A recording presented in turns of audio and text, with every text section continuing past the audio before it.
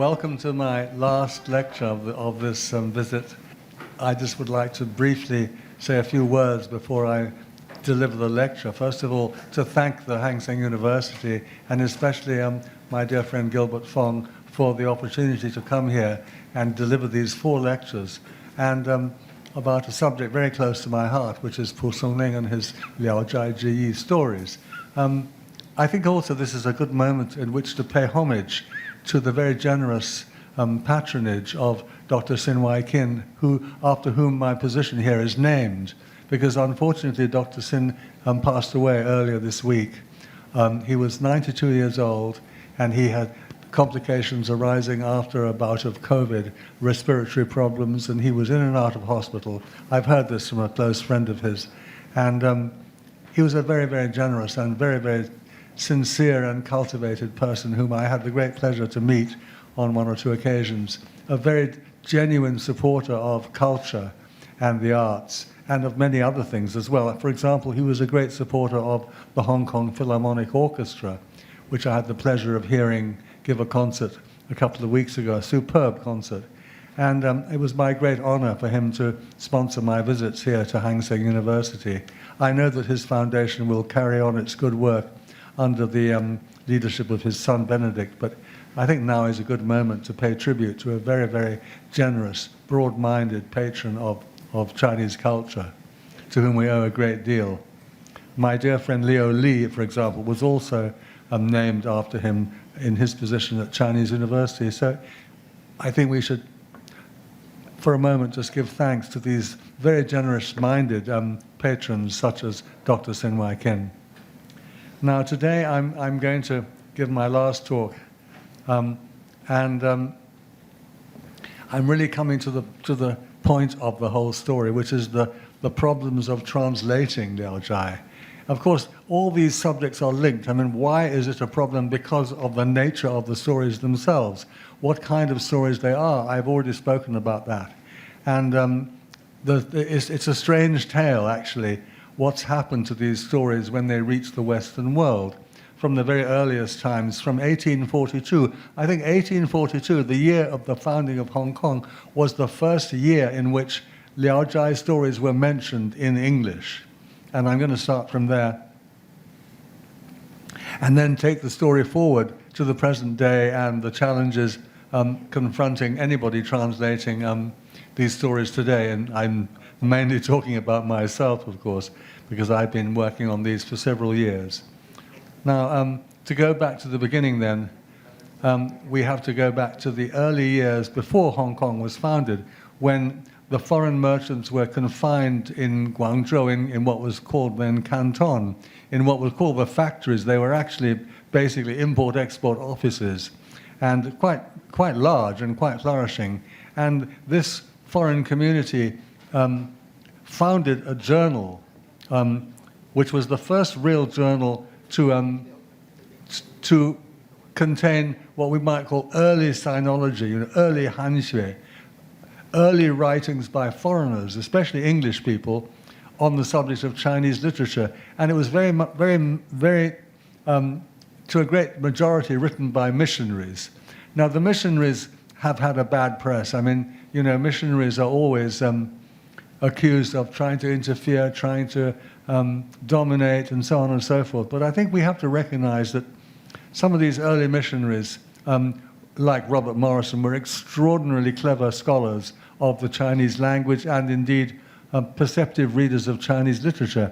In the case of Liao Zhai, the story is a bit weird, actually, because this is a typical page from the Chinese Repository, the great journal of the early missionaries. It only lasted for about 20 years, but it contains some remarkable pieces of work.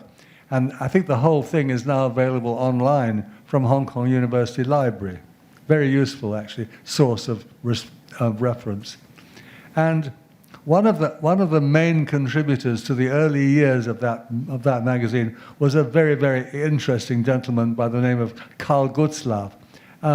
He was originally German, but he sort of became part of the English-speaking missionary world and came out to the East, where he liked to dress up in Chinese clothes, as you can see from this rather amusing picture. I mean, I think he was a real performer, this man. He was known for the fact that he took Bibles to China on the same ships as opium. So he was like, sweetening the pill of Christianity with the delights of opium.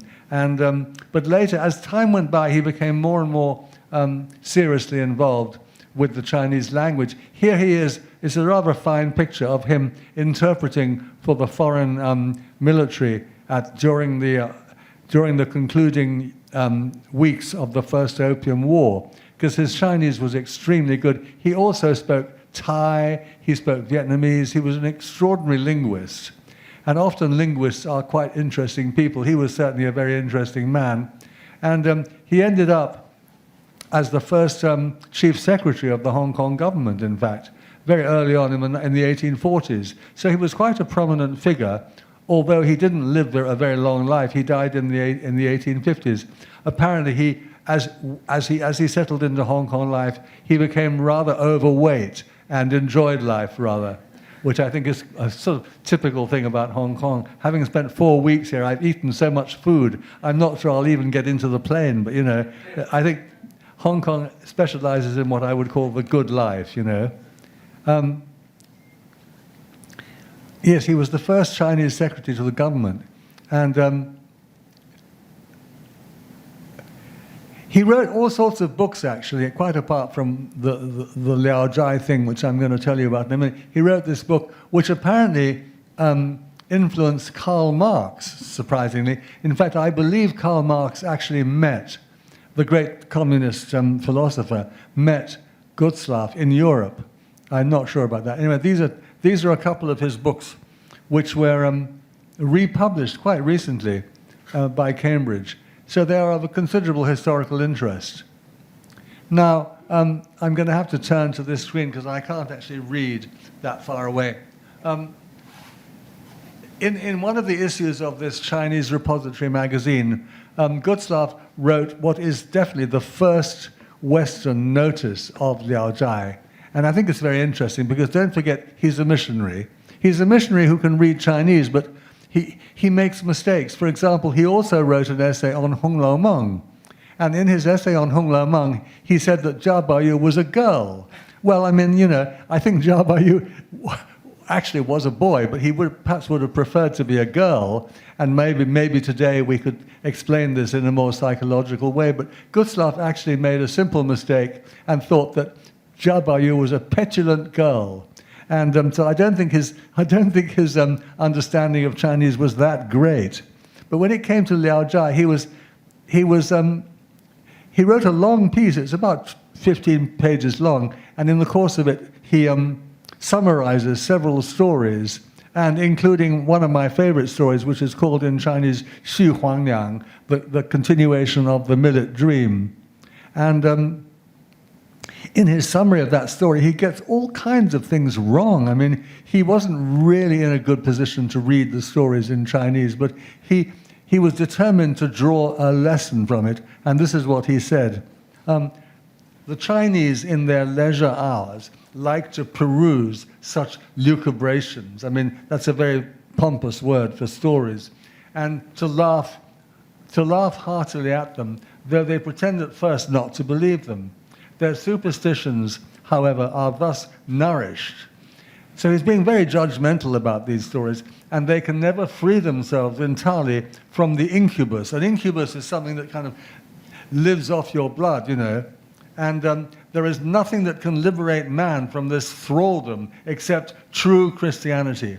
When we are familiarized with these sacred objects of Christian belief, we feel indeed the utmost contempt for these superstitious fables. So you can see he really didn't like Liao Jai at all. He was basically saying people need to have a good reading of the Bible rather than waste their leisure hours reading Liao Jai. Well, I think we can perhaps move in a slightly more positive direction, with time. But I just thought it's a curiosity to realize that the very first mention of Liao Jai in English that I know of was extremely negative. and basically saying, what a load of rubbish, what they need to do is to read the Bible. Fair enough. Well, not fair enough, actually. And then we come on to the late 19th century, and I'm very interested in this because in the late 19th century there was a very great translator from the Arabic by the name of Richard Burton, nothing to do with the Welsh actor. Sir Richard Burton specialized in translations from the Arabic, and his most famous work was in fact the Arabian Nights. In later life he grew the most superb beard. I think I'd like to try and imitate his beard one day, but anyway, he was quite a character. He was a real, I would say, a real eccentric in the Victorian period. I mentioned him because he will serve as a contrast to the man I'm going to talk about later, Herbert Giles. They were roughly contemporaries, but very, very different personalities. Burton translated the Thousand Nights, which is commonly called the Arabian Nights, and it was published privately in a beautiful set of 10 volumes, which I'm very happy to say I have a copy of at home, and a superb book. I mean, and he never spares the details. Richard Burton was very, very interested in the social and sexual behavior of the Arab world, and his footnotes are very, sometimes extremely graphic about about the Muslim sexual life. And he was not by any means, he didn't hold back at all, Sir Richard Burton.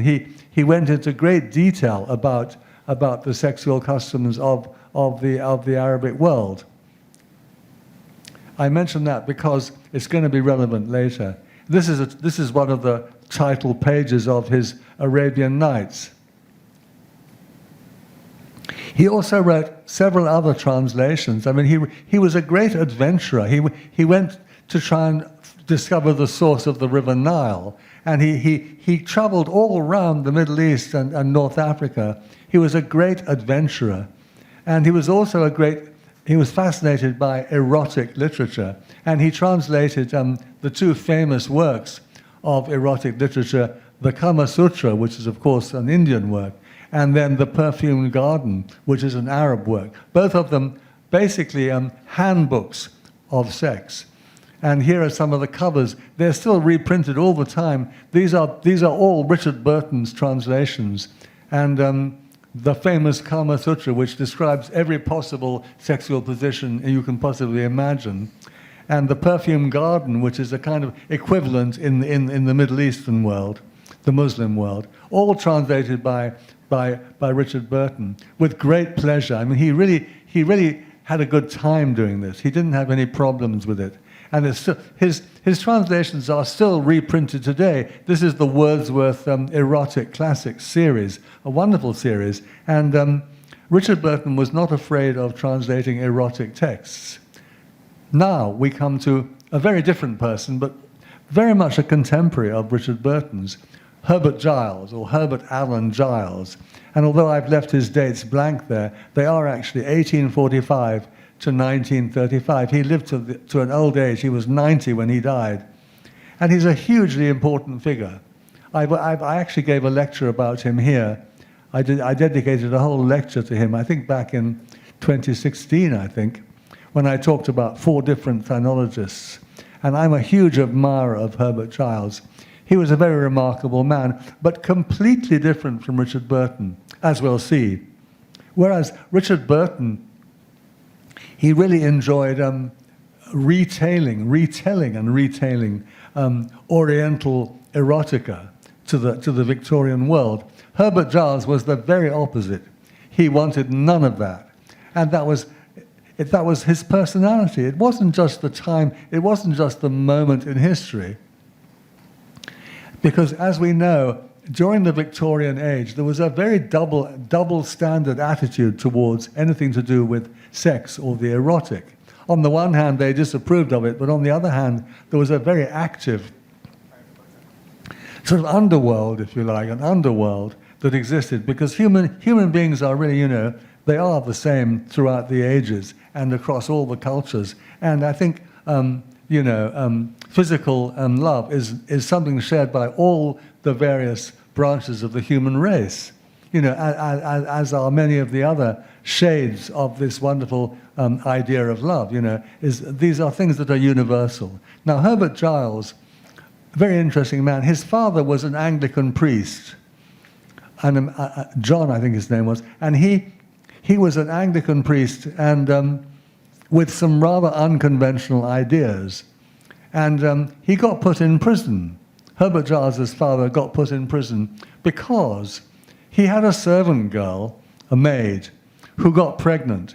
And in order to cover up this unfortunate event, Herbert Giles' father actually falsified the parish register. In other words, he made it look as if she was already married when she wasn't.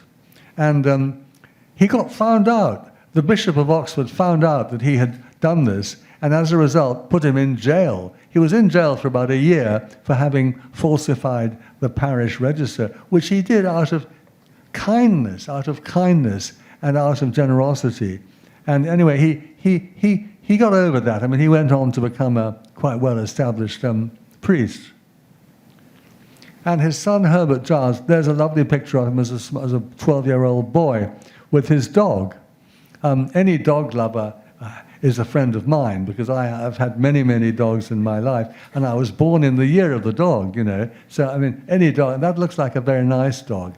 But as a young man, he was obviously rather keen on his dog. But as he grew up, and here's a brief chronology of Herbert Giles's life. He was born in 1845, and that's his father, John, who was an unconventional Anglican priest. And then Herbert Giles was educated at Charterhouse. Charterhouse School is one of the great English public schools, a bit like the one I went to, Winchester, with a very fine tradition of classical education. So while he was at Charterhouse, Herbert Giles would have learned Latin and Greek, and in some depth. And in fact, his first ever publication was a translation of Longinus on the Sublime, which he did with his father. It's one of the great classical texts. And then he, as quite a young man, only 22, he entered the China Consular Service of Great Britain. And to start off with, he was stationed in Peking, in Beijing. And he trained as what was called a student interpreter. And then he moved around, all around China, Tianjin, Ningbo, Hankou, Shantou, and Xiamen, and even went to Taiwan as a consular official. He was part of what I would call broadly the China Coast community, a very interesting period in Chinese history when right across China, in all of these so-called treaty ports, which had been smashed open by warfare, basically, there were thriving foreign communities, and some of them had some quite interesting literary figures in them, and one of them was Herbert Giles. And I think one of the most interesting facts about him is that when he was in Amoy, that's Xiamen, he was involved in setting up the Freemasons' Lodge. Now, so he was a Freemason. Now, a Freemason, you may not know about Freemasons, but they are a kind of secret society, a bit like the Tiandihui, and they have very, very, very high ideals about the nature of humanity, and they have very high aspirations. And Giles, I think, was inspired by the Freemason creed. And then when he was a man of about 45, 47, he retired to Britain, and he became the first professor of Chinese, the second professor, of Chinese at Cambridge University, until more or less his death. I mean, he only retired in 1928, by which time he would have been 70, I think he would have been 80 actually by then. And there were two great figures at the time, one at Oxford and one at Cambridge.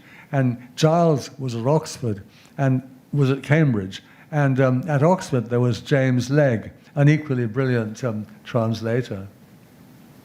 So that's the kind of chronology of Giles's life. And here we've got some photographs of him as an older man. And this was the house he grew up in Somerset. And you can see it's quite a grand house. It's quite a large house. He came from quite a sort of well-established family. and was well educated. He never went to university. That's the interesting part about it. He left school, he left Charterhouse, and went more or less straight into the consular service. I think the problem was his family didn't have the money to send him. In those days, you had to pay quite high fees to go to Oxford or Cambridge. So Giles went straight into the consular service so he could earn a living. And here he is later in his life with his family. Here he is in rather a poor quality photograph, but he's in the garden of his house in Ningbo, where he was the consul, the British consul. And you can see he's got his Chinese servant and his family all around him. He's the man lying back on the rattan chair on the left. And that's when he was getting really quite old. But he went on translating right up until his last years. He was a veteran. The two main books that he translated, the two main books that he really put his life's energy into, one was the Liao Zhai, the other was Zhuangzi, the great Taoist philosopher. He translated the whole of Zhuangzi into English, into very, very fine English. And I think because of his Freemason ideas, he was able to understand the mind of Zhuangzi very well. And one of the people who read his translation of Zhuangzi was Oscar Wilde, the great writer of drama and essays and stories.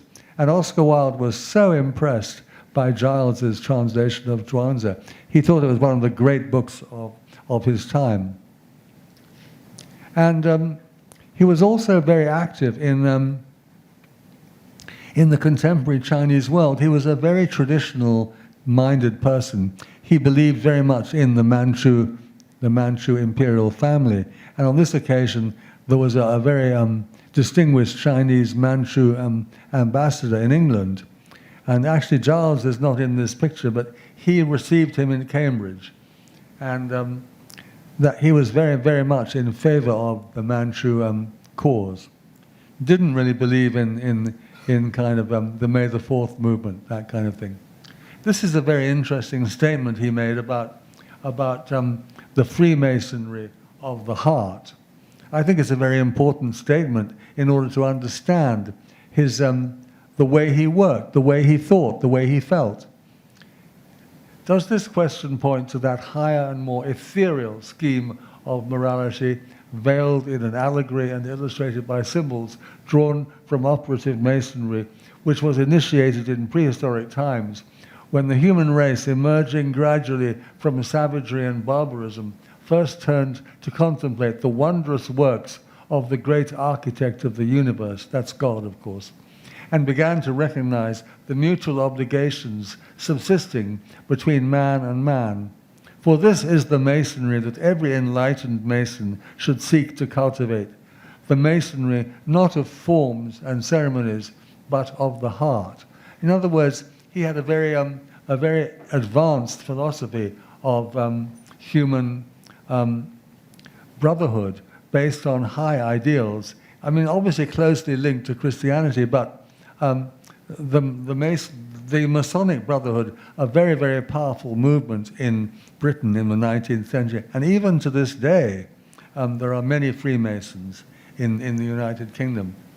And he was responsible for setting up the Freemason Lodge in Xiamen while he was a consul there. So one must not ignore this very important strand in his life, which would have inspired him in all his work as a translator, because James Legge talked about the universality of the human spirit. And I think all good translators are actually inspired by this belief in the brotherhood of man. I certainly am. I mean, I'm going to say some quite critical things later on about Herbert Giles, but I think we have to recognize, despite all his limitations, that he was a very great translator. And at the beginning of one of his books of poetry translations called Gems of Chinese Literature, he wrote these rather important words. It must, however, always be borne in mind that translators are but traitors at the very best, and that translations may be moonlight and water, while the originals are sunlight and wine. it's a very poetic way of trying to talk about the limitations of translation, you know. One's always aware, I was talking about this yesterday in my so-called masterclass here at Hang Seng, and that one's always aware of how much gets lost in translation. I was talking about how David Hawkes always translates 孝道 by adding an adjective, you know.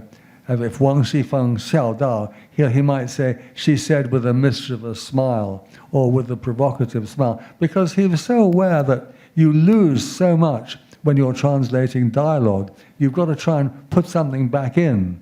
And I think when a translator is aware of how much gets lost, it's a very overwhelming feeling that either drives them to try even more, or else it puts them off forever.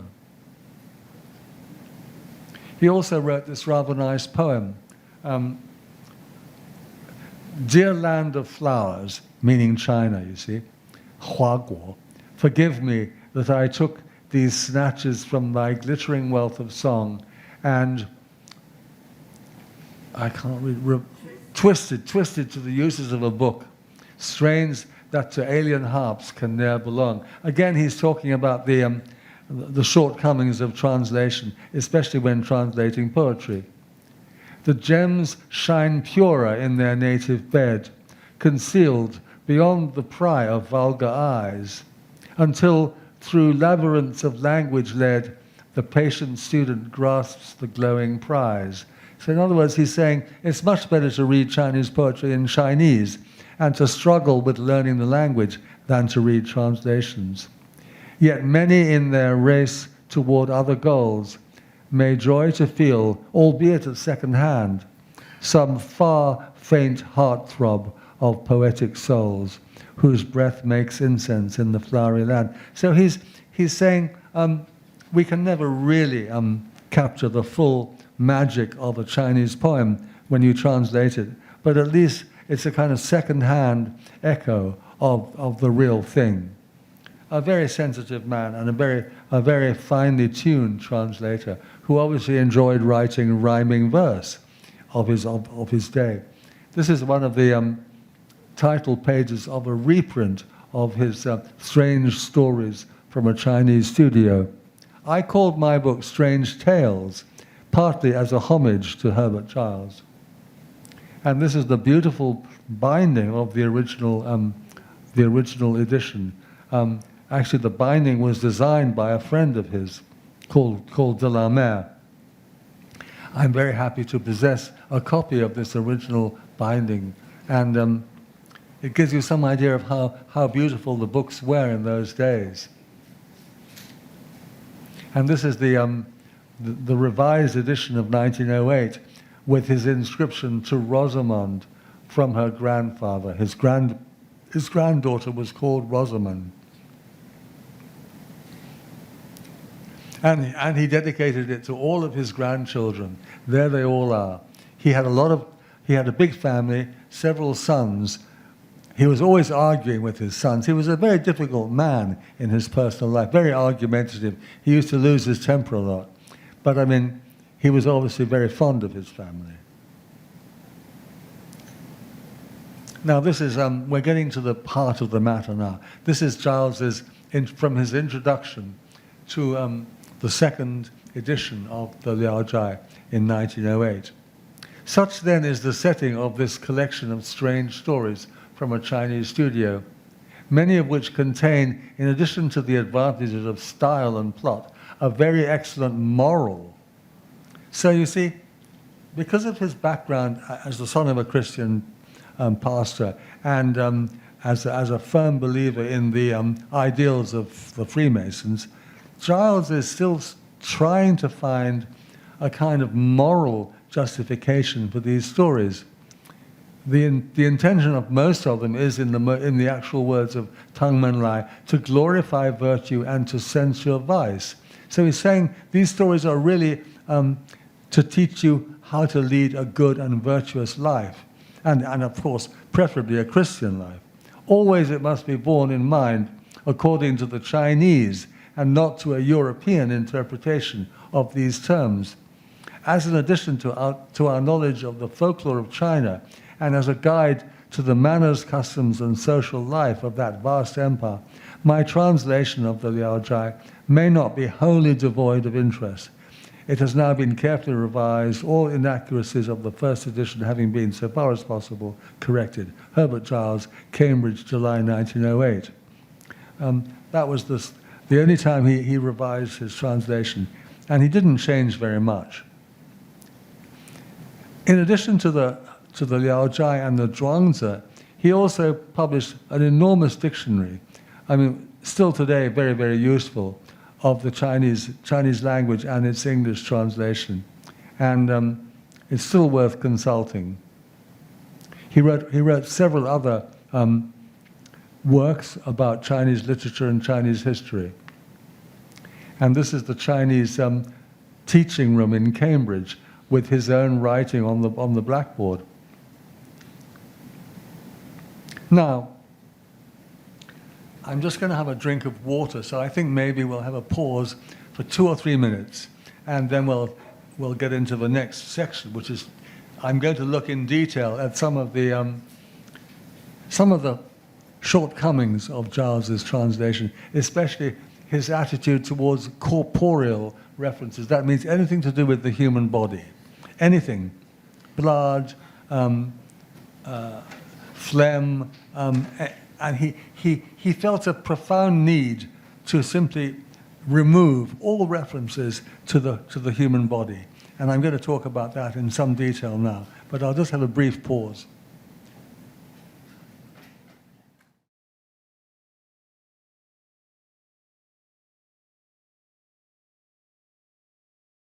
This is where we get into some detail, and now I could have given you a lot more examples, but frankly, I ran out of time.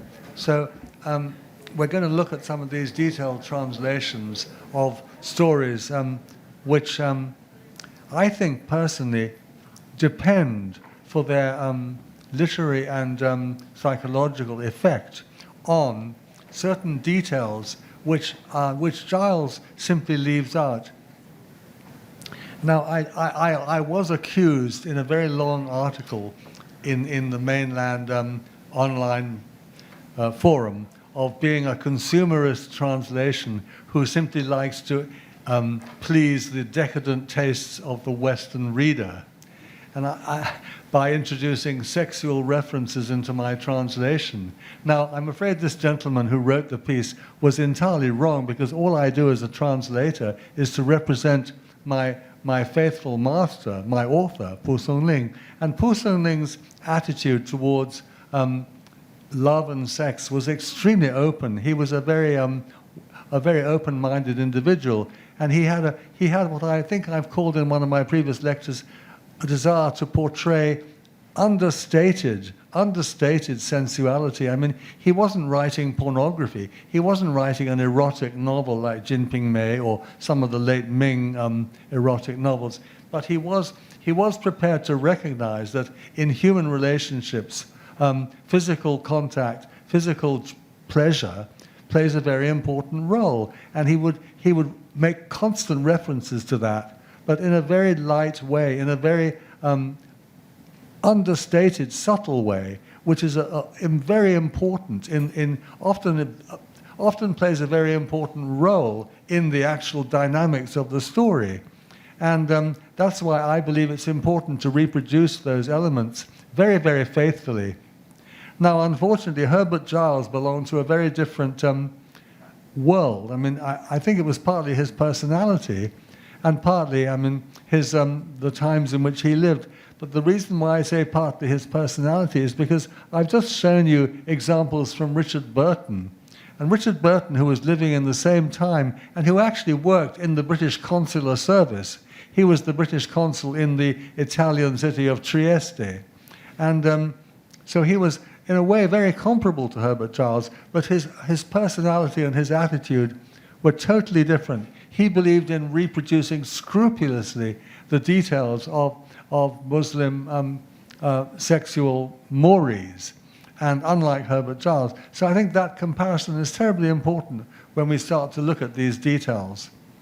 I'm not trying to be very negative about Giles. I think his translations are wonderful. I think he has a very fine English prose style and a very subtle way of thinking, but he has a serious impediment, if you like, which is that he finds it impossible to actually talk about the human body. I mean, he was obviously a man he was married twice, he had lots of children, so he knew all about it, so to speak. I mean, he wasn't a kind of, virgin. I mean, the guy lived in the real world, but when it came to translating these stories, he wanted them to be good, uplifting, moral stories, and that meant he didn't want to ever mention the human body, which is a strange thing, and one has to sort of, I suppose, forgive him for that, whatever. And this is my translation, and I was criticized for having done the very opposite. Actually, all I did was to reproduce exactly what蒲松龄wrote. But Giles's translations continue to be reprinted. And quite recently, they reprinted him. But I was very cross because they actually changed his title. Because I called mine Strange Tales, and Giles actually called his Strange Stories. And I relied upon that difference so people could tell one from the other. But this latest reprinting of Giles by the Tuttle publishing house in America, I think they just carelessly made a mistake and called it Strange Tales, whereas actually Giles was always Strange Stories.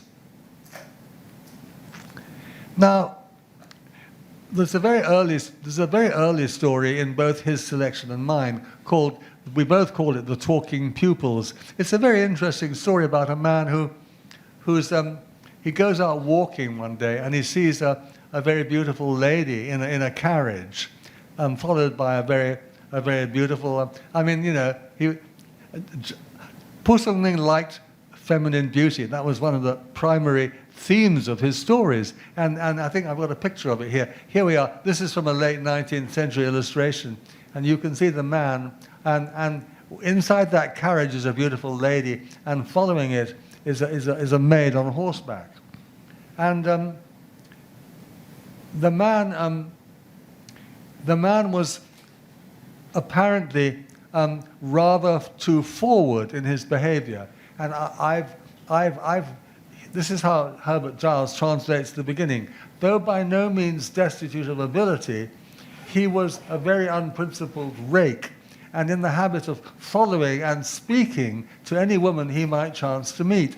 Well, actually, the Chinese are a little bit more explicit than that. I mean, it's not very graphic, but I translate it as this: known as a gentleman of considerable accomplishments, while at the same time having a reputation as an unprincipled libertine.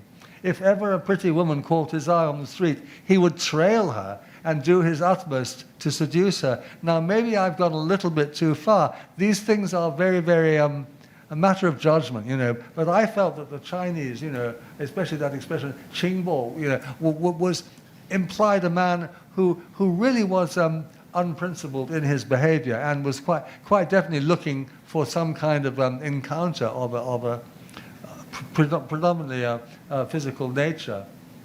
Here are some illustrations from that. And of course, one could argue that story has got a moral, because in fact this man ends up losing the sight of both eyes, and then the pupils in both of his eyes start to sort of talk to each other. They become like creatures in little mannequins, I call them. And when he's blind, he starts to read the Buddhist sutras and gradually becomes a more philosophical and more, I suppose you could say, more restrained person. So in a sense, and eventually, of course, he learns to see, because these two little mannequins make holes through the film that's covering up his eyes, and he ends up able to see again. And in a sense, there is a moral to this story, which is that he ends up becoming rather better behaved towards the ladies. I mean, we live in an age when the French wrote had a public letter signed by some I don't know, 1,000 French film stars saying, what has happened to the art of seduction, you know? And nowadays the word seduction is a bad word, and we all start thinking about the Me Too movement, you know, and you're not allowed to be seductive. But I mean, I think what蒲松龄is saying in this story is that this man was a kind of unprincipled seducer. He was really quite naughty, you know, and as a result, he lost the sight of his eyes. And then, during the course of his life, he learned to be wiser by reading the Buddhist sutras, and it all ends happily in the end. He ends up able to see again, but he behaves better, right? So if you like, there is a bit of a moral to this story, and but it's quite a gentle moral. I mean,蒲松龄never really gives you a hard-hitting moral like be good or else. You know, he just says life is a complicated business, and you know, trailing after women and being a bit sort of forward is not a good idea. You know, and I think I can sympathize with that. I think I'm on the side of the women here. And another very famous story is called the Painted Wall. Now, this is one of the absolute classic examples of Giles. My translation of this, and I'm sure you know the story, but just in case you don't, a young man goes into a Buddhist temple with his friend, and when he walks into the temple, he sees a mural. You know, that's it's painted on the wall, and he sees a young girl in the painting. She's got her hair up in, I was going to say curlers, they're not curlers. Her hair's up in little knots, so she's a young girl. And he gets a bit carried away, you know, and he thinks, wow, she's pretty. And just as he's thinking that, he actually enters the painting, right? This is one of those turns in Liao Jai where you have to believe in the magic. And he actually floats up into the painting and goes after the girl, right? And she's quite happy to be seduced. I mean, this is a slightly more subtle story. I mean, she actually doesn't really put up any resistance. In fact, they end up having a really fun time, you know, up in the painting. And this is the key sentence. And I've translated like as follows: he followed her into the pavilion, where they found themselves alone, and where with no delay he embraced her, and finding her to be far from unreceptive, proceeded to make love to her. Now, that's my translation. And that's that key word in the Chinese which keeps coming in Liao Jai, the word xia, right? Yu xia hao, right? And it's a very, very important key word in Liao Jai, indicating what one might call physical intimacy, right? And it's a kind of green light. You know when that word comes up that they're going to have physical contact, you know. And蒲松龄has no problem with that, you know. And you know, I translated it very literally, actually, and but I'm sure I would have been attacked for that by this gentleman on the internet. But Herbert Giles, you see, found this very, very hard, and he ended up translating it as follows: he accordingly entered and found nobody else within. Then they, and this is the part that's really amazing, then they fell on their knees and worshipped heaven and earth. And then, which is a complete distortion of the Chinese. That was the last thing that these two people wanted to do, was to fall on their knees and worship heaven and earth. They were much too busy having fun in bed. And but Giles couldn't cope with that at all. The minute he saw that character Xia, right, he just went into a kind of panic, you know, and oh my goodness, we have to get rid of that. So he has them falling on their knees and worshipping, you know, heaven and earth. But then, in order to cover up his distortion, he actually writes a footnote. He writes a footnote saying the all-important item of a Chinese marriage ceremony, amounting in fact to calling God to witness the contract. So not only does he distort the original, but he covers up his distortion by adding a fake footnote about the Chinese wedding ceremony. So poor old Giles, I mean, he's really having a hard time here, because his gut instinct is to stop, just to close the door and say, we don't want to know what they're doing, you know. But he can't just do that. He has to sort of create a fake scenario where they're actually getting married. And that was not what they had in mind at all. I think this is a wonderful example of Giles at work, you know. it's like a kind of fake antique, you know. He produces what, and the ordinary reader would have no idea, they wouldn't realize that he's changed the whole thing, you know, that he's got rid of all the fun. And this is one of the old illustrations of the man. You see on the front, the bottom right-hand corner, he's looking up into the painting, and he's about to disappear into that painting and fall in love. It's a wonderful story. I think it's been made into movies more than once. But in the end, it has a kind of Buddhist ending where he talks to the monk, and the monk answers in a rather mysterious way about the meaning of life.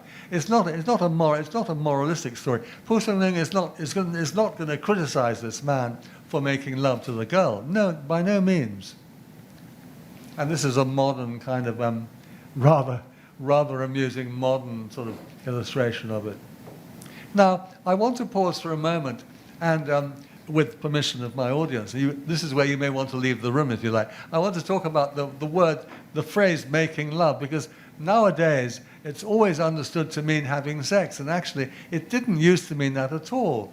And if you look up in the big Oxford Dictionary, you'll find that it was originally defined to mean to pay amorous attention or to court, to woo someone. And in fact, that's how it's used in, for example, the novels of Jane Austen. If she says they were in the front room making love, she doesn't mean they've taken all their clothes off. She means they're sitting in the window seat and whispering sweet nothings in each other's ear, right? That's making love. It doesn't mean, it only started to mean having sex, according to the dictionary, in 1927. And typically for the Oxford Dictionary, they blame it all on the Americans, right? You know, so the Americans turned this expression they made it mean to engage in sexual intercourse. But actually, I don't know whether it was used before that, but the point is this, that you can use, when you're translating Liao Zhai, I think it's very nice to be able to use that expression, making love, in the old sense, you know, of talking about love, communicating ideas about love, but not necessarily having physical sex. And that's one of the points I think that one needs to make when considering the problem, what I call the challenge of translating蒲松龄's understated erotic style. I think it's terribly important. I think it's part of the Liao Zhai charm. It's part of the enchantment that he's able to embrace physical love without making a big song and dance about it. I mean, often he's terribly brief. You know, a beautiful girl appears in the middle of the night and she says, "How are you, darling? You look terribly lonely." And he says, "Well, I am a bit lonely, but who are you, you know? And are you a fairy? Are you a fox spirit? Are you a ghost?" And she said, "Well, you know, why bother to ask me that kind of question?" And then he said, "Well, why don't we get into bed?" And that's it, you know. He doesn't go into any detail. You know, he's not a believer in describing graphically every sort of sexual act. No, he hardly, in fact, describes them at all. But he's very, very matter of fact about the fact that this is what happens, you know. And he was a man with his own life experience and so on. Now, this is another example from the same story, the painted wall. And Herbert Giles translated like this: "Mr. Zhu," that's the man who went up into the mural, "found his wife." Well, he's got to call her his wife because according to him, they've got married, right? They've gone and, you know, worshipped heaven and earth. So he has to call the girl his wife. But it doesn't say wife at all. It just says nu. You know, it just, he thought the girl was very pretty, right? And very much improved, so. And by the alteration in the style of her hair, the high top knot and the coronet of pendants were very becoming to her. But suddenly, then he goes on with the story, right? Now, actually, the Chinese, I've translated it, I think quite accurately. Zhu gazed at her once more, with her hair now piled high in a black cloud-like chignon and phoenix ornaments hanging down from it. She seemed even more adorably beautiful than before. They were alone again, and soon fell to further sports of love, his senses suffused with the heady perfume that emanated from her body, a scent of orchid mingled with musk. Their raptures were, however, rudely interrupted, because suddenly, as they're making love, people come in and burst in on them and interrupt them. So, but I've wanted to I don't want to leave it out. I want it to be there because I think it's part of the story. And the whole point is that they are, they are having, in this case, he uses the expression, 威胁, you see, 兼入威胁, and then and at the end it says 乐方为爱, meaning they were still having a lot of fun, 快乐的乐. I call that their raptures were rudely interrupted. It's very, very clear what he's saying. He's saying that he found her very beautiful, and they made love, and then they were still making love. I've called it sports of love, which is a way of trying to be light, trying to be understated, like I think蒲松龄is, not to be heavy about it. He's not like D.H. Lawrence. D.H. Lawrence likes to spend pages and pages describing, the physical joy of sex. But no,蒲松龄is not like that. It's just like a little dim sum, He just puts a little one there in front of you and says, eat this one, but not a big meal, just a little snack, really. And I think that's why I use here the expression sports of love, because I wanted it to be quite light, a light touch. You may or may not like it. I'm not claiming that anything of mine is perfect by any means. Now, here we've got another very famous story, the Huapi, the painted skin, one of the most widely read stories and made into movie after movie after movie, terrible movie after terrible movie after terrible. Really, don't watch those movies. They're so awful. But it's a great story, a fantastic story. I've always liked this story very, very much. Every time I read it, I see something new. For example, I find it extraordinary that this man, he meets a girl in the street and brings her back to his studio. They've always got a little private studio where he can get up to, fun and games. And he has an affair with her in the studio. And then she turns out to be this horrible monster. I've got a lovely early illustration here. Let's have a look. Yeah, there she is. She turns out to be this, really monster who and eventually this monster literally rips him apart and actually steals his heart, okay? And he's lying there with a kind of great gaping hole in his heart. And then, of course, his wife comes to the rescue. Well, if I was his wife, I would say, good riddance to bad rubbish. You want to have this girl in your studio, you pay the consequences, my dear fellow. But no, his wife is so devoted to him, so absolutely, unconditionally devoted to her husband, that she wants to bring him back to life. And she tries every means possible. She goes to see all the local priests and so on. And finally she finds a Taoist priest who says, my dear lady, this is beyond, your husband is dead. I can't bring back the dead to life. However, if you go to the marketplace, there's a particularly disgusting man there, and you'll see him, and he just do whatever he says, because he has the ability to bring back the dead to life. But do whatever he says, don't question him. So the lady, the wife, the kind wife, goes to the marketplace, and there she finds this most repulsive man. And he spits into her hand. He spits a kind of great gob of phlegm, right? And he says, eat this. It's very, very dramatic. And he's described in great detail by蒲松龄. And she is so consumed by the love for her husband. The story is about a wife's love. It's not about the painted skin at all. And she's so consumed with love that she actually makes herself swallow this piece of phlegm. It's disgusting. It's physically absolutely disgusting. And she swallows it, and she goes back to her husband, who's dead in the studio, and she spits it out into the hollow of his heart. And when she does that, the whole thing starts steaming, It's a fantastic scene for a movie, You can just see the whole steam coming out. And as it comes out, the heart sort of joins together again. And of course, he comes back to life. But in order for this story to work, there are two things you've got to be absolutely clear about. One is that the man is sleeping with this ghost in his studio, right? And蒲松龄is absolutely clear. He says, and I put the words up there, he you chin her. And so he takes her back to his studio and they sleep together. It's a simple fact. And Herbert Giles simply leaves it out altogether. They're just having a nice cup of tea, so far as he's concerned, you know. I mean, literally, he sometimes says they have a little chat, you know.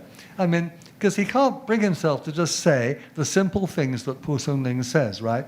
And I was just terribly straightforward. I just said, that night they slept together. No problems. It's a very literal translation of the Chinese. And then when she goes to the marketplace and she finds this disgusting man, right? He really is disgusting. And蒲松龄is very, very specific. He's got snot, what we call snot, coming out of his nose 3 feet long. That's about a meter, right? I mean, this is really disgusting, you see. But it's a very specific physical thing. I didn't put the Chinese, but they found the man begging by the roadside, singing a crazy song. A good 3 feet of mucus trailed from his nose, and he was so foul. Now that's what it says. But Herbert Giles said leaves out the mucus completely. He doesn't like body fluids, basically, of any kind. That's his problem. His fundamental problem. He doesn't any kind of body fluid. He just wants to remove it. So he just says the guy was foul. Now, the mucus actually is disgusting, and it is that very telling detail that gives the story its real. It wrenches you when you think of that man with that amount of mucus coming out of his nose. You almost want to leave the room, you know. But I mean, you've got to put it there because蒲松龄was a master of the telling detail. You know, the telling detail. Now, this is I think the biggest example of all. There's a very famous story called Yingning, and both Giles and I call it the Laughing Girl, and it's about a man's infatuation with the girl next door. Quite a lot of the stories are about that, you know. For one reason or another, there's a beautiful girl living next door, usually over a wall, right? And in this story, and towards the end, the young man who's very, very attracted by this pretty girl next door, who likes to laugh a lot. That's why it's called the Laughing Girl in English. She sort of sees him eyeing her up, you know, and she thinks, no, I don't like the look of him much. Anyway, she decides to have a rendezvous with him, right, that night. She kind of leads him on, a bit like the way Wang Shifeng leads on, you know, Zhao Rui and Hong Lo Meng. And she's decided to teach him a lesson, right? It's a particularly nasty lesson.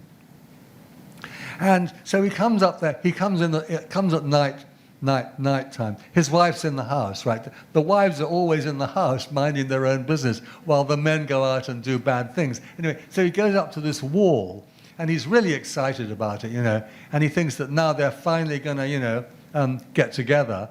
And let me read you my translation first, because mine is very, very close to the Chinese. So. Anyway, there's the man, right? And he sees the girl, and he lost no time and began to make love to her at once, only to feel a fierce shooting pain in his member. I use the word member there in the old sense of penis.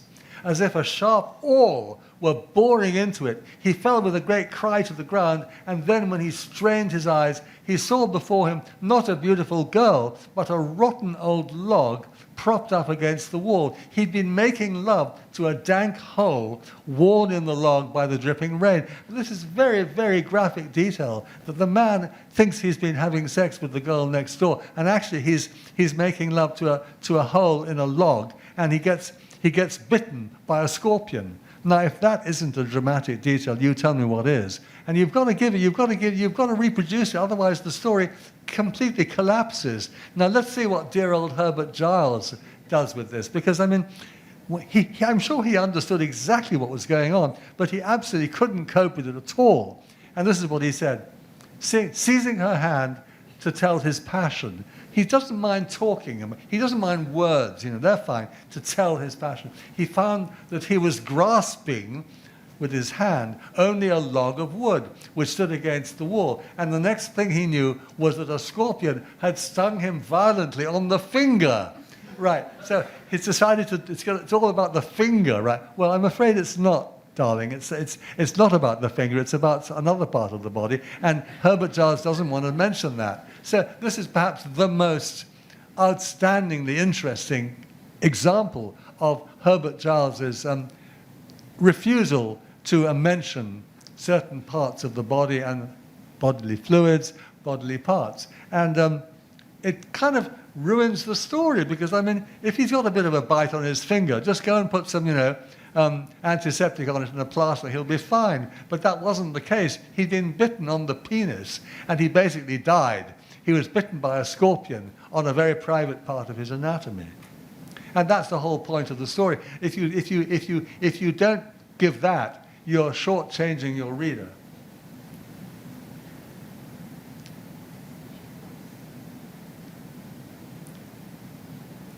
And usually the modern sort of cartoon versions are very pretty, but they don't really tell you the truth. This is one of those rather modern pictures again. Now, I've got, I'm not going to have time to cover all the examples. I could write a whole book about it. It's very amusing, because if you extract all the interesting parts, it ends up reading like a kind of erotic novel in its own right, which is unfortunate perhaps. But the last example I'm going to give before moving on is from this story called Zhou Kechang. And this is very understated, but I mean, the point is, in this story, this is my translation, they want their son to get married, but he's a kind of, he doesn't really like sleeping with his wife. He gets married, but he doesn't. But when the bride arrived, the two of them seemed to be getting along famously, joking and laughing happily together. But when night fell, Kechang insisted on sleeping alone, as if he had no sexual feelings for her whatsoever. Now, and later on he says to his mother, I don't think I could ever be a proper husband. I don't think I could ever, acquire the art, become an adept in the arts of the bedchamber. It's very simple. It's just that, and it's all because of his, it's all because he's really been, his soul has been stolen. But eventually it all comes good. And and finally at the very end of the story it says, when he retired to bed that night, his wife was wantonly sensuous and affectionate. His wife was really wonderful. And although he was shy and coy at first, like any groom on his wedding night, a year later they had a son. So very understated. So eventually this young man learns through his experience to embrace the physical pleasures of love. And whereas Giles, needless to say, finds all of this impossible and leaves it all out. Now, I think that's enough about Giles. Poor man, we can't give him a hard time. I mean, he had a inbuilt reluctance to ever mention the physical dimension, and that's just the way it is. He did, however, have a wonderful prose style. He understood the Chinese perfectly. I mean, we can't forgive him because not understanding. He understood exactly what was going on, but he had a very, because of his upbringing, because of his personality, he had a very strong reluctance to actually include any of that in his translations. I'm a different kind of person, and I want to try and give my author full value for money, and I can recognize how he treats this element in human psychology, and I want to reproduce it as faithfully as possible.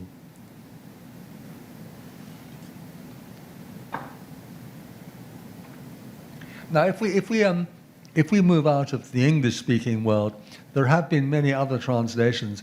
One of the most interesting, and I'm afraid my Italian is simply not good enough, was by a man called Nicola di Giura, who was the Italian, he was a doctor working in the Italian legation, the embassy, for many years, and he ended up living in Tianjin. And he published, very early on, he published a complete version of Liao Zhai, which is still being reprinted today. I have a copy of it, but I can't unfortunately read it. And in passing, I want to just mention my very dear friend Yao Si, who very late in life was converted to reading the Liao Zhai stories. In fact, I was the one who converted him. And I'm very pleased to say that he read them, and he found them absolutely wonderful, and he ended up writing 12 poems based on the Liao Zhai stories. But of all the translators I know of, by far and away the best, and I think the ideal translator of Liao Zhai was the French translator André Lévy, and there you can see me with him. We were great friends. We used to enjoy each other's company greatly, and we're about to go for a walk near Bordeaux where he lived. And his translation, this is a very lovely photo of André, and him as a young man. He grew up in Tianjin. His father was the French jeweler, ran the French jewelry shop in the northern city of Tianjin. And now, André, as well as translating Liao Zhai, he translated the whole of Liao Zhai, and he gave me a copy of his complete translation. Every story, beautifully translated. I mean, he creates a kind of wonderful French that uses a lot of archaic and antique French words. It's a real joy to read. But in addition to that, André translated a number of genuinely erotic books. This is a Ming Dynasty Fang Zhongshu, a book about a bedchamber book. He translated that, and he translated that as well. He was very enterprising in his. He also translated the whole of Jin Ping Mei into French, very, very well, and a modern novel by the Taiwanese woman writer Liang. And these are the covers of his Liao Zhai translations into French. They really are the best ever. And I'm very grateful for having had to learn French when I was young, because they've enabled me to read André's. But in addition to the quality of the translation, we also have to mention the publisher. And some publishers are very enterprising, and there's a publisher in the south of France called Piquier. And he decided about 20 or 30 years ago to really try to popularize translations of Chinese literature. And here are some of the books that he published. And he published André's Liao Zhai. He published a whole lot of stuff. So as translators, we're terribly dependent on our publishers. Publishers are very, very important. And this publisher was very responsible for.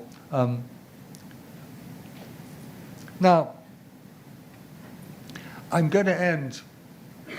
My conclusion is going to be about an experimental version that Dr. Tong and I did together some 24 years ago in 1999, and we published it in an Australian journal called East Asian History.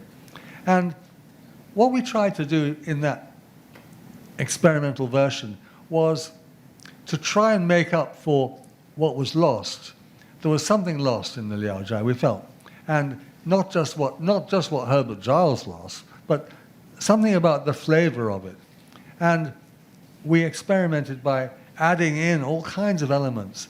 And I'm going to pass around, I've got 2 copies of it to pass around for you to look at. I'm not sure it was a success, but the idea was to add in, for example, this rather lovely map of Shandong, and these lattice work patterns from traditional Chinese windows. We use them to join together the various sections of the story. And we use seals, and sometimes lattices and seals, and illustrations like that.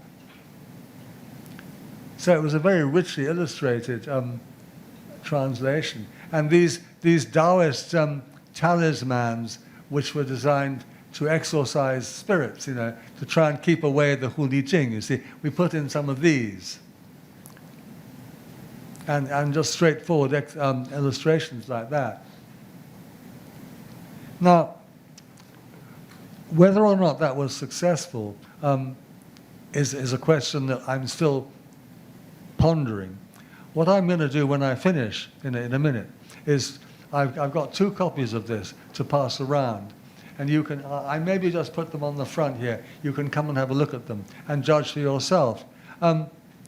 All I know is that it was read by a number of people who thought it was interesting, and it had an influence on some younger writers in Australia who thought they discovered a new way of writing literature, which they call the Western BG. Well, I don't know about that. I mean, what I think is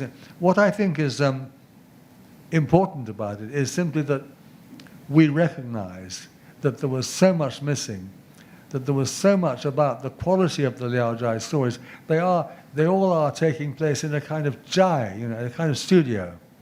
Hence the title, Strange Tales from a Chinese Studio. And we were trying to recreate a studio. And the trouble is, I think now, many years later, I think it was probably a mistake. I think you've got to use language. You can't use all these extras, to try and support your translation. You have to try and do it through the words. And as the years have gone by, I've tried to find a more suitable verbal, the words, to match that quality of the original. That you have to recreate the Zhai, the studio, through words, not by adding lots of pictures. And that, in a sense, is what I was trying to get at when I'm looking at the Herbert Giles translations. Is not that we need to start having sort of pornographic movies. No, we need to start using language to recreate the subtle, understated enchantment of these stories, which includes, making love. It includes physical intimacy, but only in a very light, with a very light touch. Just mentioning it in passing almost, which is what蒲松龄does. And that is, I think, the great challenge. To go back to my opening description of this talk, that's the great challenge facing the translator today. Now, I think I'm going to stop there and leave time for questions. I'm also going to put these 2 copies out for you to look at. So thank you very much, and I welcome questions. Thank you.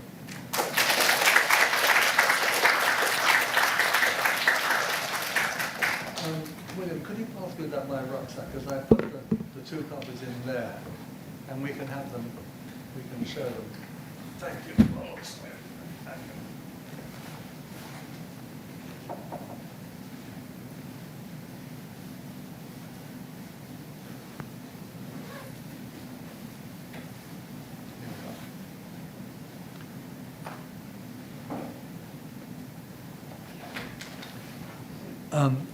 Could you maybe put them on the front?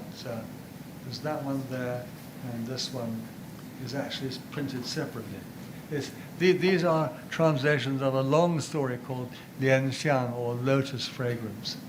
And you can come up and have a look at them. But maybe, first of all, we can have questions if anybody wants to raise any questions.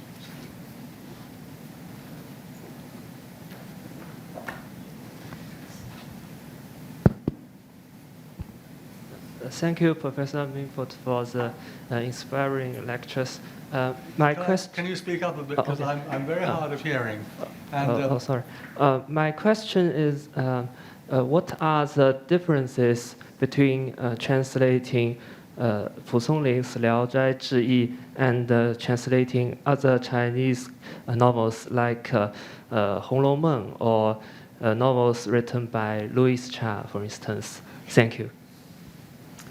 Oh my goodness, okay, thank you. What's the difference between translating Liao Zhai and translating other novels such as Hong Lo Meng, or the only novel by Jin Yong I've translated, which is Lu Ding Ji? Of course they're very different. I mean, they're very, very different.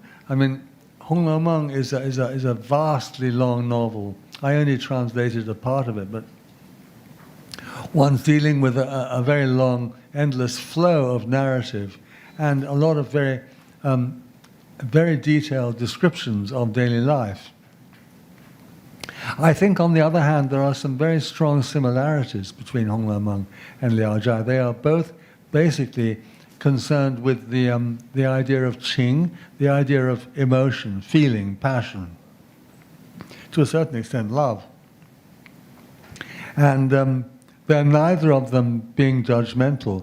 Of course, the main difference is that one of them is written in Wenyan and the other is written in Baihua. So in a sense, they call for a different tone a different register of English.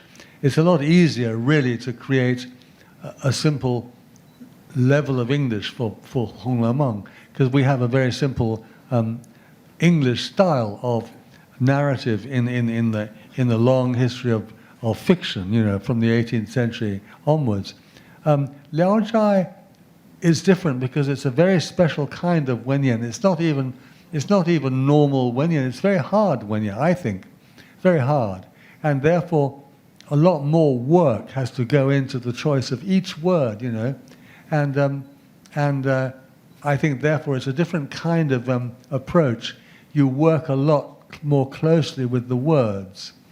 With Hong Lameng, you just have to keep telling them a story, and it rolls along at a certain pace. With Liao Zhai, it's like it's all been captured in miniature, and you have to work very hard at individual words. I mean, I think Liao Zhai takes a lot more time per word than Hong Lameng, you know. Now, as for Jin Yong's Wu Xiao Xiao Shuo, I mean, that's like comparing, you know, processed cheese with camembert, you know. I'm afraid, you know, his work is, it's good, simple Baihua way. It's good, simple stuff. I mean, I remember asking a dear friend of mine, Huang Guobin, the poet, what do you think about Jin Yong's writing? And he said, it's very good for school children, you know, who want to read good Baihua, you know, simple, good, simple Baihua. You know, there's nothing wrong with his Baihua, it's fine. But he doesn't know how to write a novel. I can say this now because the dear man is no longer with us, but the challenge of translating Jin Yong's Wu Xiao Xiao Shuo is how to improve on what is basically a third-rate novel by abridging it and rewriting it, you know. And that was what David Hawkes and I did with Lu Dingji. We reduced 5 volumes to 3, and we tried to correct a lot of his mistakes. He's a very lazy writer. He was writing every day for the Mingba, you know, and he often forgot what he'd written yesterday, you know. And I think there's no comparison. One can't put that kind of writing in the same category as either Hong Lameng or Liao Zhai, frankly. It's, as I said, comparing processed cheese, you know, a very cheap product, with a very fine camembert, you know, or comparing, you know, Coca-Cola with a chateau bottled Lafite, you know. They're just belonging in a different world, you know. Any other questions? Thank you.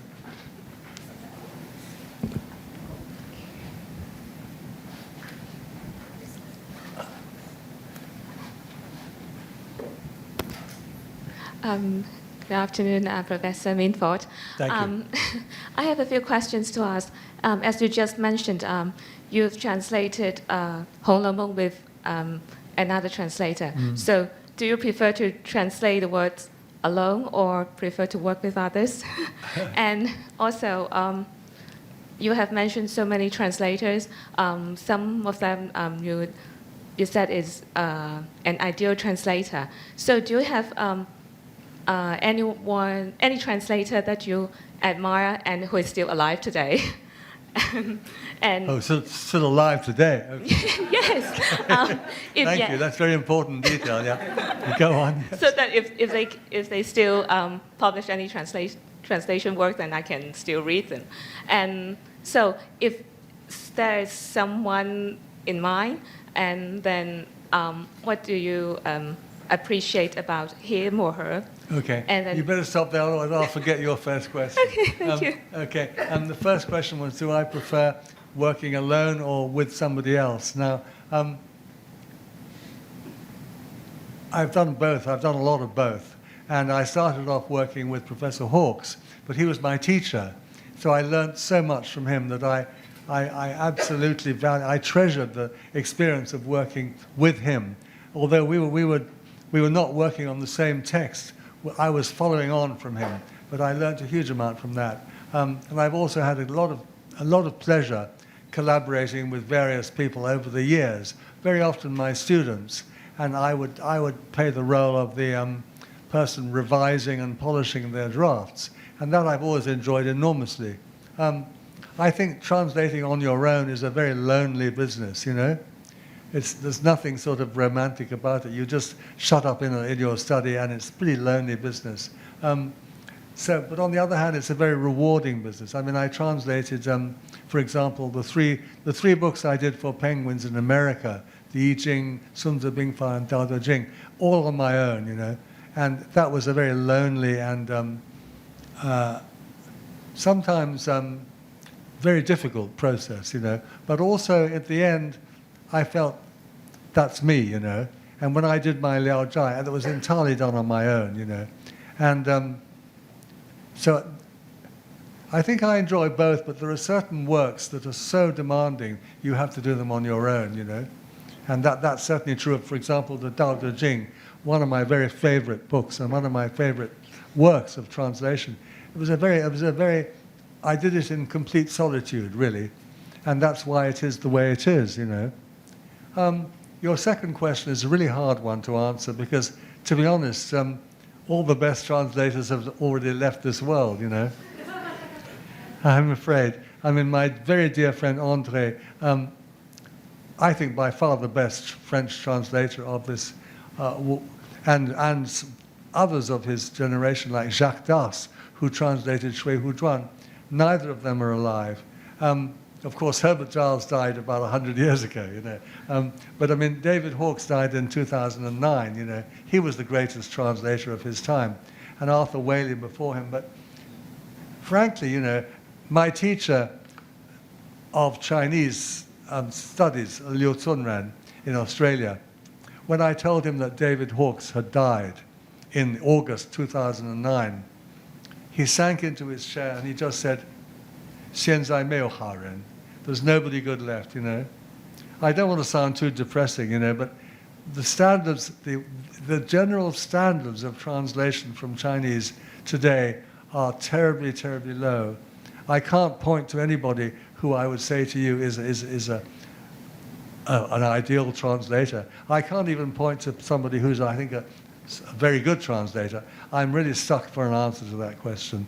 I'm not trying to be conceited. I just find that there's a great shortage of good translators, which is a real challenge, you know, for us to try to improve things. Yeah. Thank you.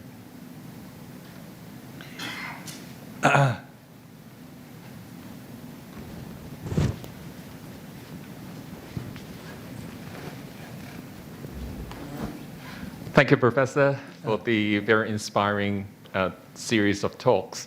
In your conclusion just now, you have mentioned the importance to recreate the Chinese studio, the very Chinese studio of Songling, using words and the language. So what do you think are the most important quality or style that you think we must keep in the translation? Yeah, the style and the qualities of this very studio. Thank you very much. Oh gosh, no, that's a very good question. I mean, I think that what I spend most of my time doing, except when I'm giving lectures at Hang Seng University and flying around the world in airplanes, is trying to develop precisely what you're talking about. I try to read as much as possible people who are able to put into their language what I recognize as the qualities I see. And I mean, I'll give you an example. For example, I think the two of the great prose stylists of recent times are Oscar Wilde and Walter Pater, who was his teacher. And there's a certain quality about their language. And even John Ruskin, the people of the late 19th century, early 20th century, these are the people I try to emulate. I try to read as much as possible. I mean, they often write essays or short stories rather than long novels, you know, but they have what I call a gem-like quality to their writing, you know, which is precisely what I'm trying to find. I'm not succeeding very well at all. I wish I had another 50 years to go on practicing because there's so much more to be done, you know. I spent a lot of time reading and making critical notes on my reading, which is what I teach. I taught a course here some years ago called Critical Reading for Translators, because I believe one of the absolute essential means of improving one's skill as a translator is to read critically and widely, but to read in such a way that you're actually trying to learn from it as you read and trying to acquire phrases and expressions that are often not used anymore. I don't mean I'm trying to cultivate an archaic style, because no, I think I've got to be modern. Otherwise, I'll never get read, you know.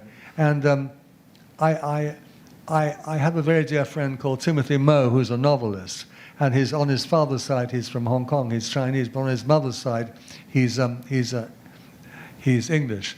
Now, Timothy has been reading my Liao Zhai translations, and he's very kindly offered some advice. But he said, whatever you do, don't change the tone, because you've got the right mixture of ancient and modern, if you like. And I'm not going to try and write a sort of fake ancient English, but I am going to try to, what I just said, achieve some kind of quality of what I can only call the gem-like quality of writers like Wilde and Pater.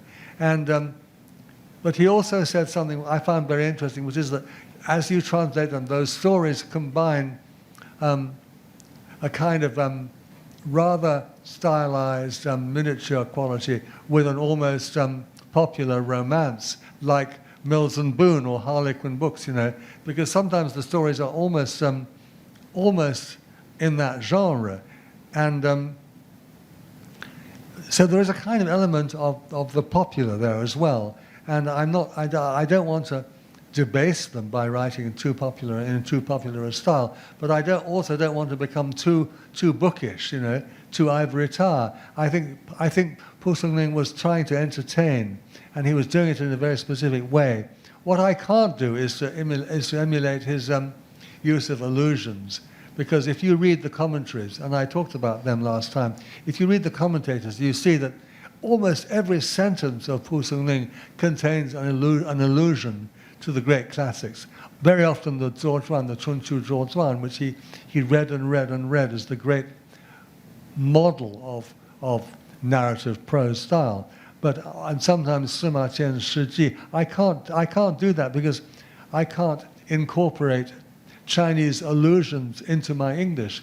What I can do is to try every now and then to hint that there is an elusive quality. That's all I can do. Thank you very much.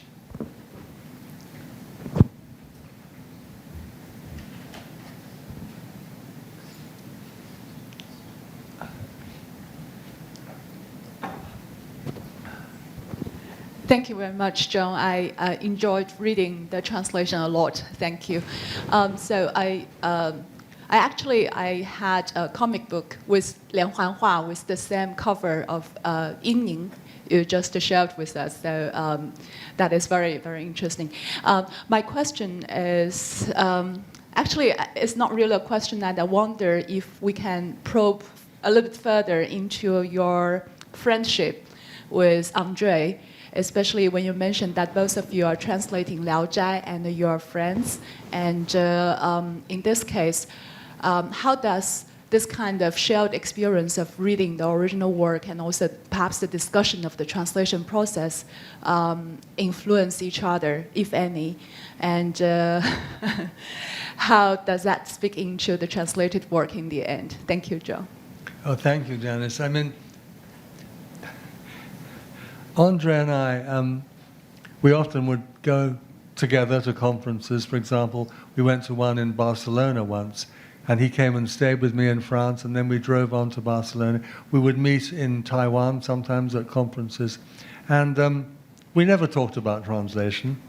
We talked about good food, good wine, and I remember once at a conference in Taiwan, we went, after the session, we went straight to the bar and had a drink. And there were a couple of translation theorists there, very well known from Holland. And they came up to us in the bar, and Andre said to me, "Watch out, John, they're coming at us." And they came up to us and started sort of saying, "You know what you're really doing?" And we just said, "Please go away, leave us alone," because they wanted to theorize. They wanted to put us into some theoretical category, you know. And we just weren't interested. I mean, Andre was a man who enjoyed every kind of experience, including, as you saw in that picture, going for walks in the countryside, you know, and talking about he was married to a very nice Norwegian lady who was a specialist in Sanskrit literature. And Andre's interests in literature were very wide. He was especially knowledgeable about French literature, of course. And he would talk about that often. We never really talked about translation. We just got on with it. I did actually make a video. And sometime I should show it to you because you might be clever enough to put it online. I sat down with him in his garden in Bordeaux. In 2007, I was in the south of France. And I had a new camera, and I just filmed him for about an hour, talking about his childhood in Tianjin and talking about his life. It's a very beautiful video, actually, and you can get a sense of him from that. He was a free spirit. He was a man who enjoyed translation simply as a way of life. I mean, his house was held up by piles of books. I mean, basically, there were so many books in it that it would never fall down because the books were holding it up. And he just read and enjoyed literature and just reveled in the challenges of translation. And I often go back to his French translations of Liao Jai because they're so personal. I often have to look up words in there because my French is okay, but I mean, he uses words that haven't been used for like 200 or 300 years. So I have a very big French dictionary I have to look up in that. And he's doing it deliberately because he's having fun, you know. He knows that he knew蒲松龄better than anyone I've met. He really knew. He was so like蒲松龄in character. And he taught me a huge amount. And he was very generous. I mean, he used to give me editions, Chinese editions of蒲松龄, because he thought they might be helpful. He gave me the complete set of his translations, which is actually very hard to buy. It's much easier to buy his little selections, but the complete works, I've never seen them available. I think now you can buy them online. We were just friends, you know. There was nothing very sort of, we didn't really, no, to answer your question, we never really, I don't think we ever talked about translation at all, actually. We had other things to do, you know. I'm sorry, not a very good answer, but that's the truth.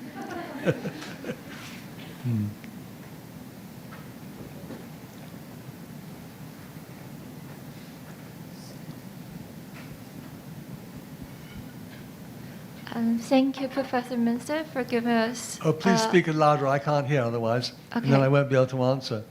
Thank you so much, Professor Minford, for giving us this amazing lecture today. And I'm Jade. I come from Hong Kong Metropolitan University. Right. And I'm a final year student studying translation right now. And this year we had a course called Literature and Translation. Louder, I can't hear you, sorry. And the key word of this course is resonance.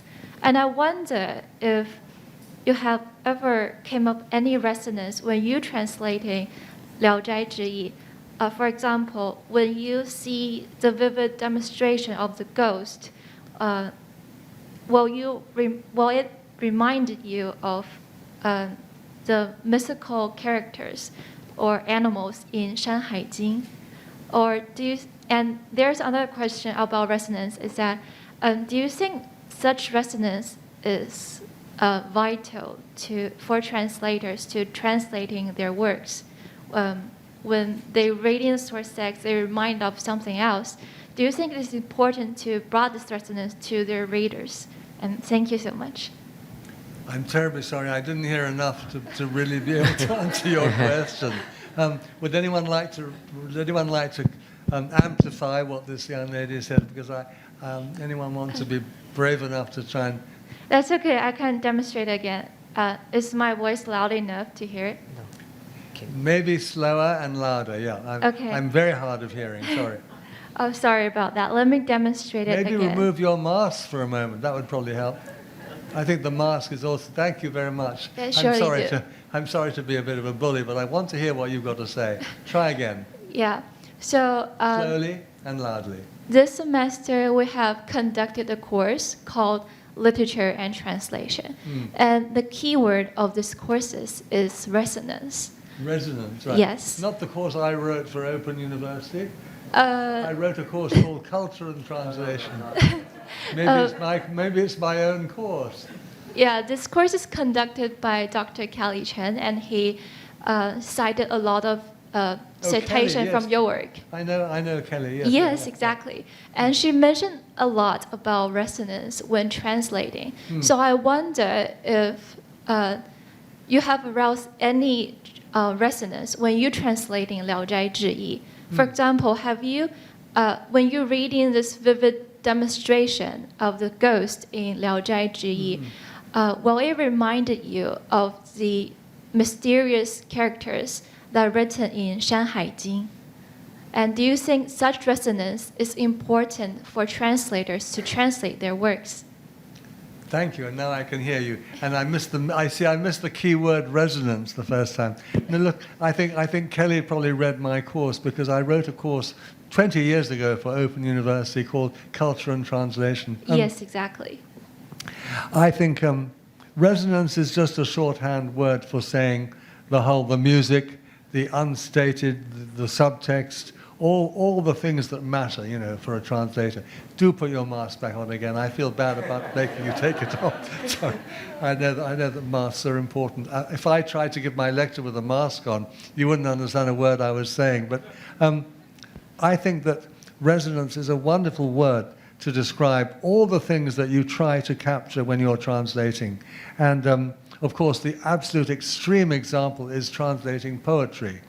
And I'm about to start a new project translating all of蒲松齡's poems because I want to learn more about him from the inside. And his poetry is wonderful.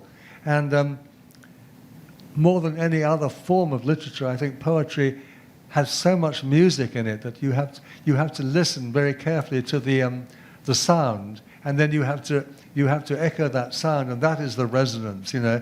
And I don't think there's any shortcut. I think you have to fine-tune your ear the whole time to the sound of. Sorry, I'm sounding like, you know, Julie Andrews. The sound of music, you know, the sound of the music in the words, you know.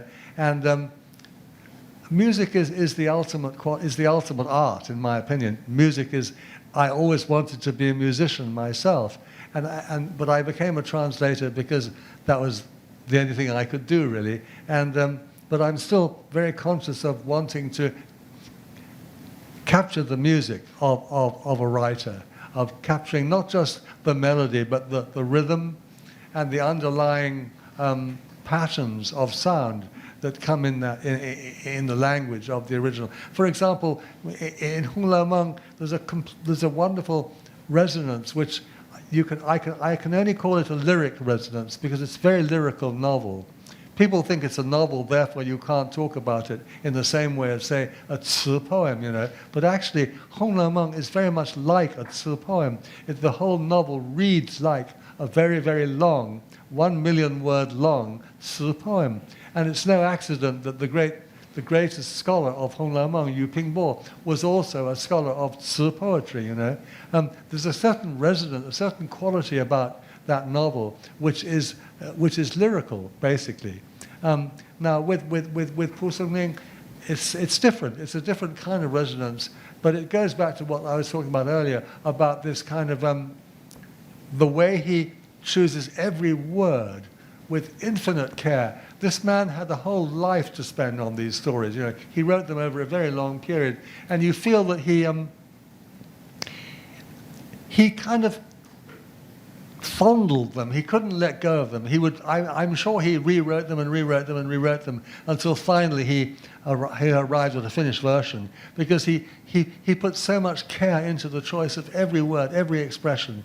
That's what I feel is an intrinsic part of his resonance, the resonance of a man who wanted to inject so much meaning into his words that there was never any end to it. You know, he would go on again and again, and that's where you have to read the Chinese commentators, as I was talking about in my last lecture. These commentators had all the time in the world to explore what蒲松齡was doing, and they grew up in the same society. They also did all the exams. They had to read, you know, the Chunqiu Zuozhuan, they had to read the Shi Jing, they had to read all those classics, you know, so they knew what he'd been reading, Because all his life he kept trying to take the exams, you know. You imagine if you had to keep taking your BA exams every year for the rest of your life, you'd go crazy, you know. But I mean, in those days, it meant rereading again and again and again the classics, you know, and the great poets and the great philosophers, you know.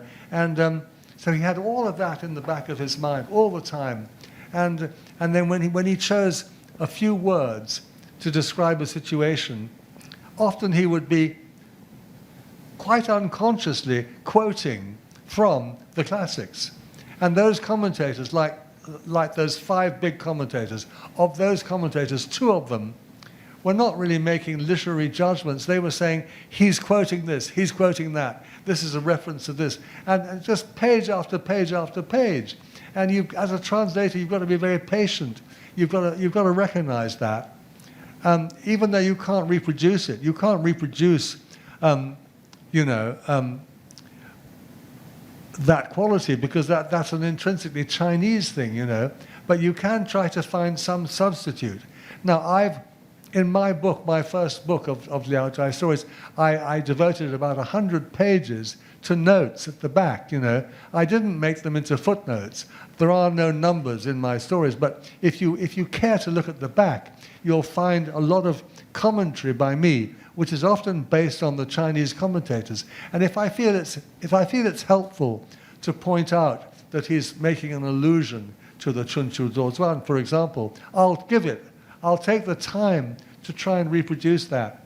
But I'm aware that most readers won't be bothered, you know. They just want to read the story. But if they want to go deeper, if they want to uncover these hidden depths, I try to give some of that in my own commentary at the back, you know. And in my second book, which I'm still writing, I'm doing that all over again. I'm realizing I've got to try to capture some of that depth of allusion and meaning. And I think that is what I mean in terms of, that is the resonance of Liao Jai. It's these incredible layers of meaning. There's a wonderful book by a modern, well, not so modern English poet called 7 Types of Ambiguity by William Empson, the poet. And I think that, you know, really蒲松龄has got at least 7 types of ambiguity. He's got so many levels of meaning. And the translator has to explore those. It takes a lot of time. I sometimes reread these stories 20, 30 times, you know. It takes a lot of time. And I'm making sure I've got no deadlines with publishers, because I know that I would never meet a deadline. It is a labor of love, you know. Thank you. Thank you so much for your answer. Thank you, Professor. I'm here. You are a great storyteller, and I think we all enjoyed the 4 lectures you gave us. Thank you. And I think the Hong Kong government should get you engaged to tell Can I a ask you good to Hong speak Kong more story. slowly and more loud? I don't want to miss what sorry. you're saying, you see. I had to ask that lady to go all over again. So slow down and louder, please. Oh, sure. My first question. My first question. Can you hear me? Yes. Is that right? Okay. I'm trying not to look at those bright lights. Yeah. Okay. My first question is that what are your plans? What are your plans to get your study? Like the蒲松龄poems you just talked about, and any further plans that you were My going? plans. Yeah. So. Oh dear. I'm supposed to be retired from all this, you know. No, please don't. My plans are to go and have a long rest and sleep a lot and go wandering in the fields of Devon and look at the lambs being born and walk in the forests, and then I'll think again about it. But of course, I've got lots of plans. I've got about 10 different books on the go at the moment, and I'm writing my autobiography. I'm compiling an anthology called The Chinese Book of Love. I'm translating more of the Liao Jai stories. And I'm going to translate all of蒲松龄's poems. Isn't that enough? You want me to do more than that? I'm nearly 77 years old, for goodness sake, you know. I think, give me a break, you know. Yeah, sure. And the second question is that I can see that you are always wearing the hat. And me too, I'm a hat lover, so I just wonder how many hats do you have? I think your sense of humor is very admirable, thank you. I wear my hat to try and keep my hair in place, because a very dear friend of mine wants me to grow my hair long, and my hair is out of control, so I basically wear a hat to keep it under control. Also, to protect me, when I lived in Australia and New Zealand, I always wore a hat to protect me from the sun, you know. I'm not particularly a hat. I've got lots of hats. I've got about 10 hats, actually.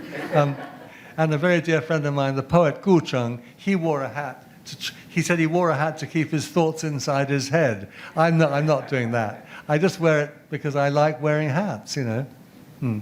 So my last question is that would you mind take a photo with us, a group photo that we can keep the I'm good happy memories? to do as many photos as you like. I'm here, you know. I'm here for anything you like. Photos, whatever. Yeah. So can you arrange a group photo? I'll hang around down here. You can have as many group Thank photos you as very you much. like. Yeah. My pleasure. Thank you for your question. I think we got time for maybe one more question before I Thank collapse. you very much, Professor Minford, for your very insightful talks. You mentioned about critical reading. I can't see you because the cameraman's in the Sorry, way. Okay. Sure, Hello, sure. yes. You mentioned about critical reading previously, and Sorry, you may have to take your mask off. I really can't hear you, sorry. you mentioned about Yeah, that's critical much reading better. Yeah, good. previously, and I was just wondering, how can a translator build his or her critical reading skills to delve deeper into the text? No, I missed that. Sorry, you have to repeat that slowly. How can a translator build his or her critical reading skills to delve deeper into the text? I'm sorry, what did you say? Critical reading skills. Oh, critical reading skills. How can you practice those, you mean? How can you build your critical reading skills and delve deeper into the text as a translator? How can you develop your critical reading skills? Because Yeah. I'm a translator myself, and I Okay, was just let me try curious. and answer that in a very concrete way, because it's something I've been doing for like 30 or 40 years. I think critical reading skills are. You see, I think that basically we all carry around in our head a huge reservoir of words. Okay, we know passively about 10 times more than we actually know how to use actively, right? For example, there are probably 150 ways of describing how somebody walks into a room, okay? I mean, the simplest way is that he walked into the room, right? That's a simple, straightforward thing. And you've probably got about 5 or 6 of them sitting on the top of your mind. And then underneath it, you've got a huge reservoir of expressions that you know, that you recognize, but you never use, right? Now, for me, the whole goal of critical reading is to try to activate that passive reservoir. So when I'm reading, I mean, sometimes I can't be bothered to make notes. I just want to read for the pleasure, you know. We mustn't forbid ourselves from doing that. Otherwise, we'll give up reading altogether. Reading has got to be enjoyable. But if I'm in the mood, I will really read slowly, and I will note down in my notebook. I've got hundreds of notebooks. I'll note down everything that catches my ear, everything that catches my eye, and I'll try to. And then later I'll go back. I'll read that notebook. I'll underline things. I'll maybe copy out things, because I'm trying to activate that part of my linguistic repertoire, which isn't normally active, which is normally passive, because we know 10 times more than we use. So it's a very simple business. I think you could practice it in different ways. You could record stuff into a microphone. You could scribble on a book. I try not to deface my books, because I respect books too much. But I mean, sometimes I may, if I'm in a bad mood, I may write actually on the book itself, you know, or underline it. But then I don't like that. I hate to buy a book and find that it's been underlined by somebody else, you know. So I tend to have another notebook. I don't use the computer for this. I think that putting words onto the computer is a very bad habit if you want to activate your memory. Because the computer is a very deceptive device. It makes, sometimes you read something on the computer and you think you've read it, but you haven't, you know. Or you think, or you may download some information off the internet, but you haven't really understood it. You haven't really interiorized it. I want critical reading to be an interior process that you yourself absorb from reading. And the best way to do that is to actually, I think, is to write in a notebook by hand, and then go back to it later and reread it and contemplate it and think about it. And it's an ongoing process. Yeah, that's pretty much all I have to say in reply. Yeah. You'll probably develop your own methods, you know. Those are just mine, you know. I think we've probably finished, haven't we? Anyone else want to ask a question? It's already 4 o'clock. One more question? One more. Okay. Well, my English is not very good, so maybe I will use some Chinese words in my question.